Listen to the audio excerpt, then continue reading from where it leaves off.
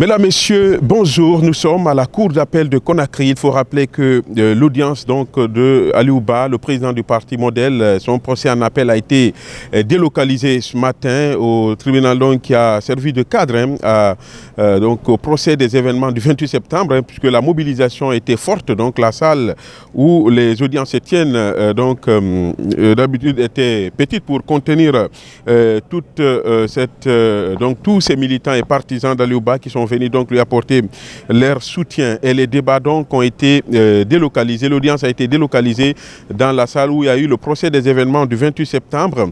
Et quand le procès donc a repris, la présidente donc la cour devrait statuer sur la demande qui a été formulée le 26 mars dernier lors de la première audience.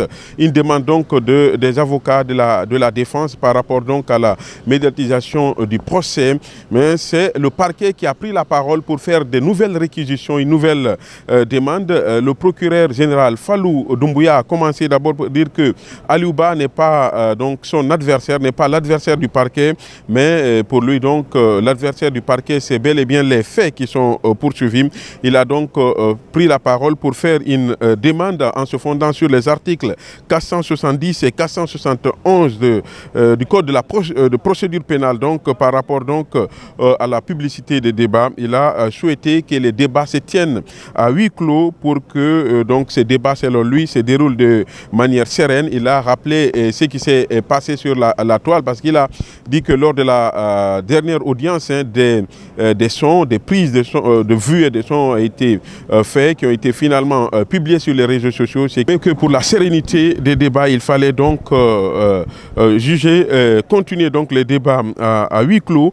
Il n'en fallait pas plus pour provoquer la réplique de la défense. C'est Maître Oulematou qui a pris la parole en première, qui a rappelé que l'audience dernière s'est bien déroulée et qu'il n'y a pas eu de trouble. Elle a estimé que c'est une demande de trop venant du parquet. Selon elle, cela empiète donc le bon déroulement de ce procès. Pour elle, la demande donc du parquet par rapport donc à huis clos est une demande de trop, et elle se demande même qu'est-ce qu'il cache. Et donc elle pense que si les débats se tiennent à huis clos, cela va plutôt encourager les spéculations sur les réseaux sociaux. L'autre avocat donc a renchéri, expliquant que l'audience de ce matin se tient dans la salle où s'est tenu donc le procès des événements du 28 septembre, qu'il n'y avait aucun risque de trouble. Et plus loin donc, c'est Maître Pépé Antoine Lama qui a pris la parole. Selon lui, le parquet, selon lui donc, le mal aime le secret car la vérité le condamne. Selon Maître Pépé Antoine Lama, le ministère public veut se cacher pour faire du mal. Il ne veut pas de la transparence, a-t-il insisté. Il ne veut pas s'assumer, en renchérit Maître Pépé Antoine Lama. Selon lui, l'audience dernière s'est très bien passée. Il a donc sollicité la publicité des débats. On n'est pas dans le cas du viol, a expliqué Maître Pépé Antoine Lama.